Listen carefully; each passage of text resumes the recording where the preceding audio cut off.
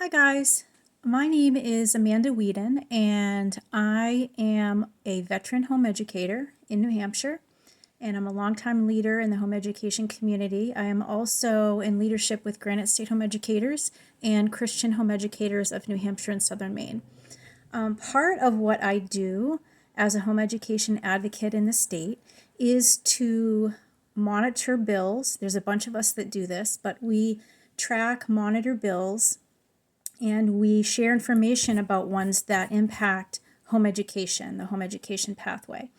And so I haven't made a video in a long time, and I probably should have been making videos all along, but I was hoping I wouldn't have to. But unfortunately, those of us who are in the home education pathway need to engage on this one. So here I am. So I wanted to tell you about HB 1268. This is House Bill 1268. It has already been filed. It's been submitted. So you can go to the legislative scan to the website and look at the language. I'll try to link it in the comments. But read through it, because this bill directly impacts home education law. So there are big changes that we do not approve of that have been submitted to change for the home education pathway. So I wanted to give you a little bit of context and background surrounding what has been going on sort of behind the scenes here with this bill. So this bill is completely partisan. It's all Republicans, House members, and 2 senators that have attached their names to this bill. And again, that's available if you look at the text of the bill and who the sponsors are. I'll try to share the information again of who this is. But these are the same, education folks that we've been dealing with since the rollout of the EFA. And so I'm going to touch on that as well. But I just want to let you know that if you are a home educating family, so if you are in the home education pathway with no government intrusion, no government funds, you are not an EFA family, this directly impacts us, you. And so the time is now to engage. Okay, so I'm going to give you action steps as well at the end. So this is all Republican bill. They're dubbing it the Homeschool Freedom Act or Home Education Freedom Act, and the intent behind the bill is to deregulate home education in New Hampshire. And so, unfortunately, when people who do not understand the history, the context, or the intricacies of the law attempt to create legislation to help, it ends up doing the opposite, and that is what has happened with this bill. So these sponsors, the prime sponsor in particular, has consulted absolutely no true stakeholders. So no home education only advocates across the state, and there's a dozen plus of us. No members on HEAC, the Home Education Advisory Council, which some of the sponsors of this bill are on HEAC, so I don't understand. But there's been no stakeholders, people who are actually home education only, no government, no EFA, we don't want anything to do with that. No true stakeholders were consulted. That is a red flag, friends. That is a red flag. Granite State Home Educators was notified about this bill. We read through it and we submitted our summary of all the issues in October. And we were met with, indignant responses. You can go on Facebook and, it won't take you long to find out, the responses that we've been receiving. The aggression, the arrogance, the gaslighting, that it doesn't say that, it doesn't say what you think it says. We're experts in home education law, and we know what it says, and intent doesn't matter when it comes to the language of a bill. So 0 stakeholders. The people that were consulted and the sponsors of this bill are the same people who have championed government-funded private education. So they are champions of the EFA, which in our viewpoint is additional government oversight. We reject that, okay? And so we reject naming stakeholders for home education legislation as being EFA people, people that have championed, pushed, advocated, supported all the way the EFA program. Those are the people who wrote this bill, guys. Okay? It was hastily filed. We know this. They've said this. Oh, we didn't have a lot of time. That's why it was filed. The text is available to read. But again, because no veteran home educators, no experts on the law were consulted, or we were ignored, there's dozens of us across the state. It doesn't have to be me. Let me just go through some of the things that this bill does. And again, don't take my word for it. I want you to read it. I want you to read what this does. And to understand the implications, we have to be on the same page about what it says. So read it. Okay, that's the first thing. It removes long-standing privacy protections for home educators. So it gives power and influence to government schools. Guys, we have fought for over 30 years for privacy protections that remove data tracking, that remove guidelines and protocols that exist in government schools. We've fought very long and hard to be completely removed from this. This bill gives power and influence to government schools because it makes it that a certain segment of home educators can only notify with a government school. It then goes on to tie that notification to equal access. So there's data tracking, student IDs, all of that, which we avoid, is incorporated into this bill. Added regulations, added government intrusion and oversight. It targets special needs children. I have a child with significant special needs, so this one especially ticks me off. It creates power for the government school to create definitions, protocols, and guidelines when it has to do with special needs children. Guys, I could go on. These issues are bad enough. These issues are absolutely huge red flags of what this bill does.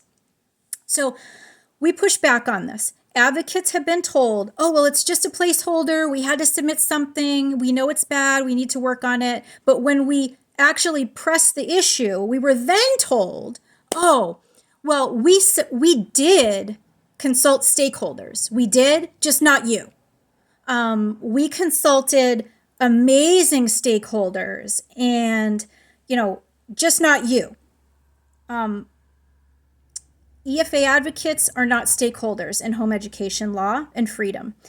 Homeschool Legal Defense Association, they're a membership-based advocacy group that literally their membership and their actions are based on fear of regulation. So that's not a true stakeholder.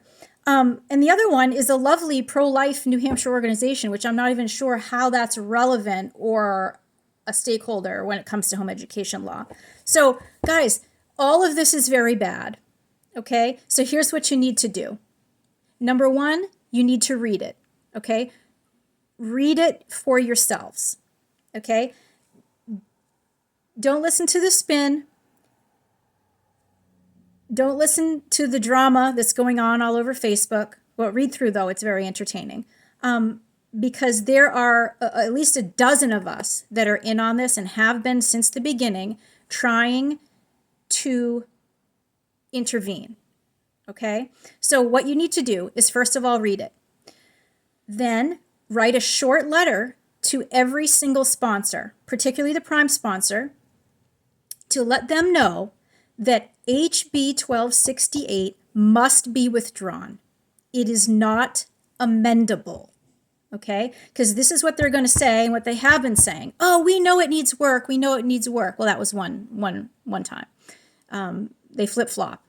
But we know it needs work. Help us. Submit your things. This is your opportunity to come and testify and let us know and all this. No, it needs to be withdrawn. It is so terrible for all the reasons I've listed, plus more that I can't even get into, that it needs to die before it even gets to that point. It needs to be withdrawn. It's not amendable. As a home education advocate, that this is the thing that we say, you cannot amend a bad bill. And this is over and over and over and over again, a terrible bill for home education freedom.